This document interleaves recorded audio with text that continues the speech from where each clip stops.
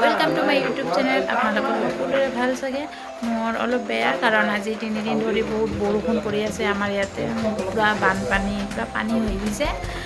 তাৰপিছত সেইটোৰ কাৰণে বহুত বেয়া, ক'তো ওলাই যাব নোৱাৰোঁ, একো কৰিব নোৱাৰোঁ, পুৰা পুৱাৰ পৰা বৰষুণ চাৰিওফালে পুৰা পানী দি পৰা এইটো পুৰা পুখুৰীৰ পৰা ফুল হৈ গৈছে, পানী দি ভৰি। বৰষুণ আহি আছে আৰু পৰিলে বৰষুণ। বৰষুণৰ টাইমত অলপ মানে নিমখীয়া টাইপৰ চব ফাষ্টফুড খাব বহুত মন যায়। তো কি কৰিম, বৰষুণৰ কাৰণে ক'তো যাব নোৱাৰোঁ, অলি কেনেকৈ আনিম। তো মই ভাবিলোঁ কি ঘৰতে বনাই হওক। তো এইটোৰ কাৰণে মই আজি আলু চব ৰেচিপি এটা বনাব গৈ আছোঁ। চ' আপোনাৰ লগত মই শ্বেয়াৰ কৰিম, চবৰ লগত আপোনালোকে চাব ভিডিঅ'টো।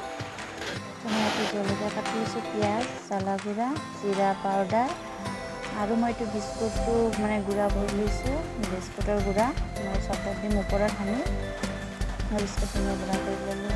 মই বেচনটো এতিয়া ল'লোঁ, ইয়াতে জিৰা জলকীয়া গুড়া দিলোঁ, জিৰা পাউডাৰ অলপ আৰু নিমখ দি দিলোঁ।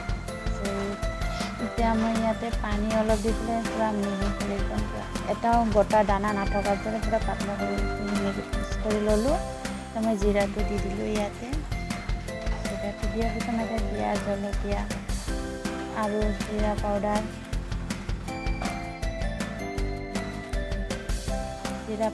জলকীয়া পাউডাৰ গুড়া গোটেইখিনি দি মিক্স কৰি হালধি অলপ, এতিয়া মই আলুটো দি পেলাই ভাজি ল'ম। ভাজি লোৱাৰ পিছত মই এইটো ঠাণ্ডা হ'ব দি পেলাই তাতে মই অলপ হেৰি কৰি ল'ম।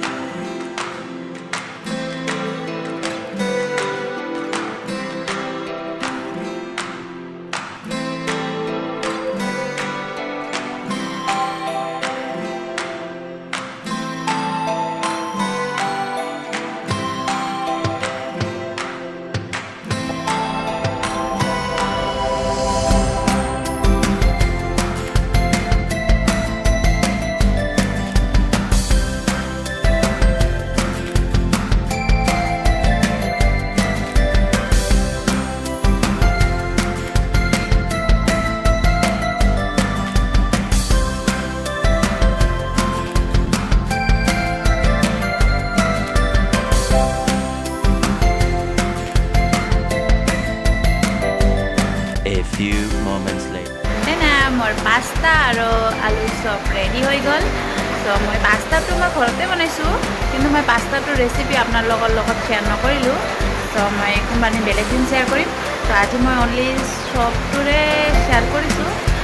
তো চবটোৱে এইটো ধুনীয়াকৈ কৈছোঁ, বেছি ৰাউণ্ডটো বেছি ভাল নহ'ল আৰু আজি ফাৰ্ষ্ট টাইম বনাইছোঁ, তো বেছি হেৰি নহ'ল আৰু ভাল।